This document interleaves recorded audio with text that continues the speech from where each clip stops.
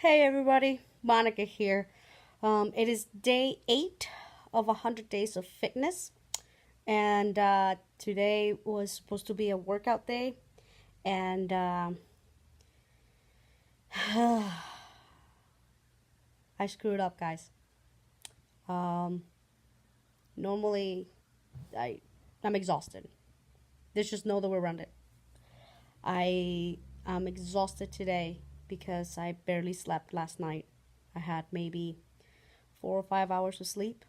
And this happens to me sometimes where because I work so many crazy hours, I may not have enough sleep.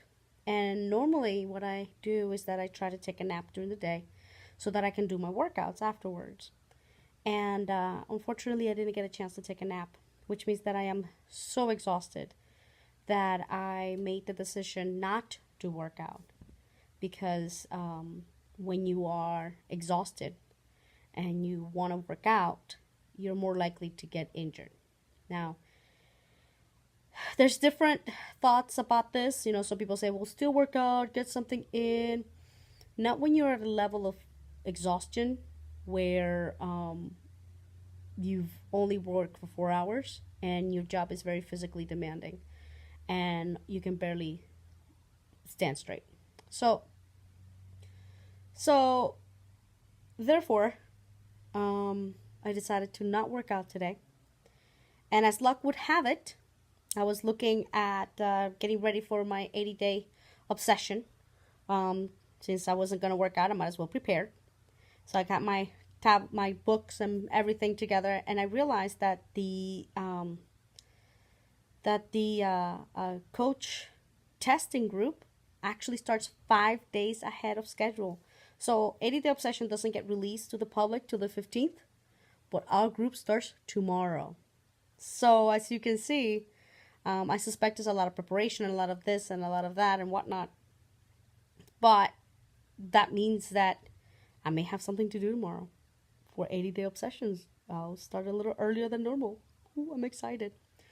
So I'm not one to make excuses. I'm not one to, like I said, the other day, on those days where you have thousands of excuses, but you can't come up with one good one as to why you shouldn't work out. It's the day that you should go work out. Well, I have a good excuse, and it's lack of sleep.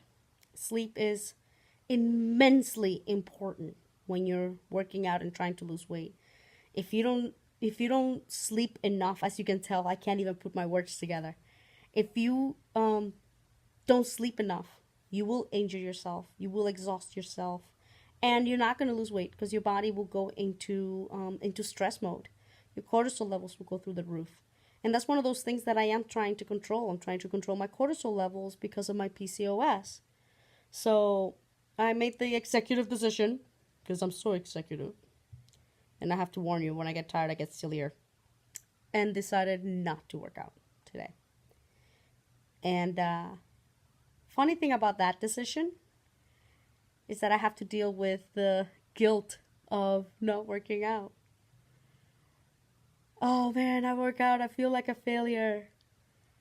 And one of the things that I have to remember, and one of the things that everybody should remember, is that the reason why you're doing what you're doing, if you're in this fitness journey, if you're going on this fitness journey, the reason why you're doing is to make yourself better.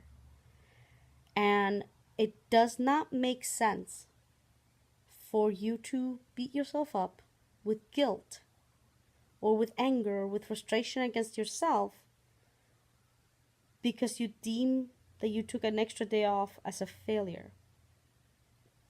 And I know I struggle with this.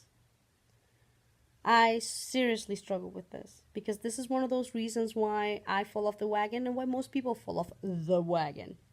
Because they deem themselves a failure, they get filled with guilt, and I get filled with guilt. I'm just going to talk about myself. I'm just going to tell you how I feel.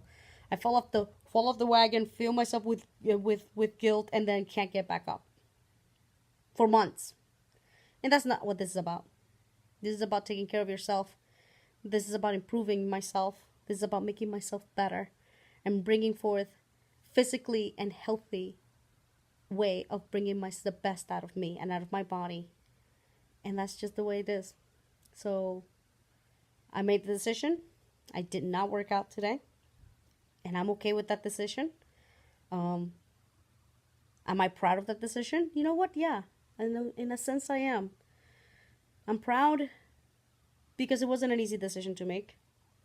Because honestly, I don't like to fail. But this isn't a failure. It's interesting how your mind played tricks with you like that. I can't deem this a failure because I'm taking care of myself, which is the goal of this, to take care of myself. But somehow or other, we make it feel like a failure, and that's our choice.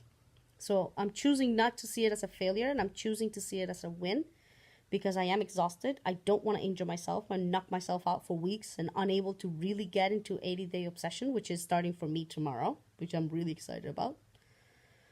So there you go. Take care of yourself. Put yourself as a priority. Forget about what you think should be done or what society tell you should be done. No matter what you do, you should be the priority. Period.